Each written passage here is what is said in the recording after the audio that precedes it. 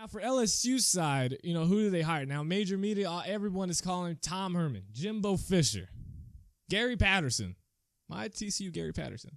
I'm just go straight in it. I don't see Tom Herman leaving Houston at any job at this point. And there's multiple reasons. One, he's not getting a pay raise. I mean, he's getting close to, if not $5 million a year at Houston.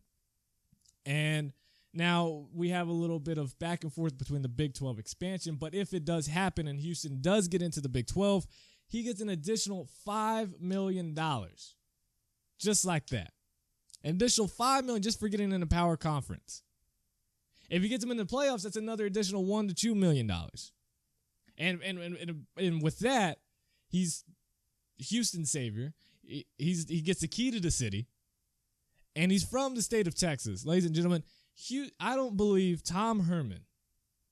I truly do not believe that Tom Herman views the Houston job, as a stepping stone. I believe he sees it as a destination. Not to say that he doesn't ever think about, okay, what if USC came open? Now that LSU is open, maybe. I just think, but at the end of the day, he views looking at Houston is where I want to be. Houston is where I want to raise my family. Houston is a great program where he's got it right now. More athletic money's coming in. More fan support is happening. I don't expect him to leave. I mean, what's the difference between $5 million a year and $7 million? What is $2 million extra dollars, and this is before taxes, going to buy you? What is $2 extra million going to buy you when you're already making $5 million a year? And then you also, I think I must be the only one that looks at, actually I'll save this for the other one. Now, Jimbo Fisher. Now, he's been the assistant at LSU, so people were, and it seemed like he was pretty serious about getting the job last season had LSU fired Les Miles. Now, in my opinion, Jimbo Fisher would be dumb to leave Florida State for LSU. Multiple reasons. And this is no hate against LSU. I grew up when I first got into college football. When I first played my first college football game, I played as LSU. I was a fan of LSU. I like LSU to this day. I like them. But here's my point, and this is what I look at.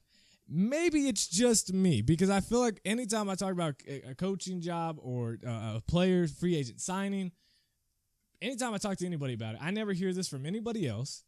And I'm always the one to talk about it, say it, and then when I say it, most people kind of just ignore it.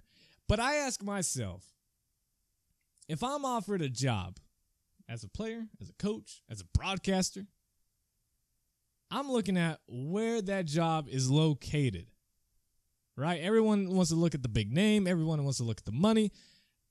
I mean, if I'm Jimbo Fisher, do I want to leave Tallahassee, Florida, the state of Florida, for Baton Rouge, Louisiana?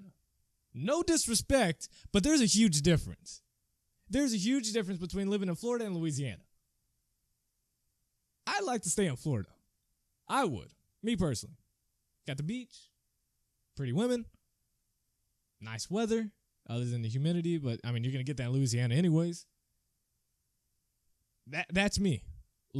Florida is where I would like to be. And plus Florida State, and we'll get into the football side of it, the sports perspective, but it's going to be much harder to win at LSU than it is at Florida State. Now, this season, it's a little hard to say that because of the fact that the SEC has kind of dropped off and the ACC has rose up with Clemson, Louisville, and a few other squads. But historically, the past few years, it's all Florida State. Now, of course, you're going to say, well, what about recruiting? In Louisiana, you're the big school in the state. In Florida, you got University of Florida. You have now Miami coming back up. But as we've seen, Florida State's been able to get whoever they want, even with the rise of Miami and, I mean, somewhat the fall of it. But and with Florida being good the past few years, they've still been able to get anybody they want.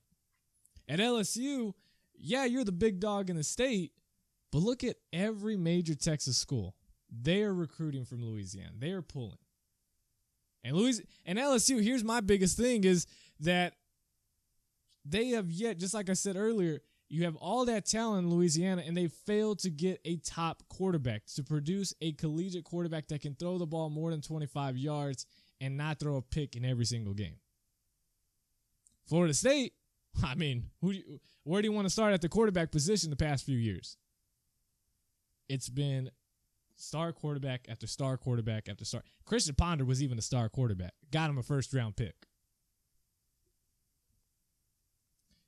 So if I'm looking at it, if I'm Jimbo Fisher, why? And I get you want to go back to LSU and you like Louisiana, going on, but it's going to be harder to recruit at LSU, even though they're still able to get who they want. But it's going to be so much easier to win at Florida State, and you're at a good spot anyways at Florida State. Why leave to LSU? Now, he already said, quote, "I'm not talking about LSU. No, I haven't had any contact. I'm not going to talk about it. We're talking about North Carolina." That's what he said this week at his press conference. He was an assistant beginning in 2000 with Nick Saban. He won the national championship in 2003, of course, as an offensive coordinator. And then in 2007, he left to be the head coach in waiting at Florida State, in which he did. I'm not going to talk about Gary Patterson because Gary Patterson isn't leaving TCU. It's always fun to see his name. If he didn't leave for USC, if he didn't leave for Texas, if he didn't leave for all the other big jobs, Penn State and all them, why in God's name is he going to leave TCU for LSU?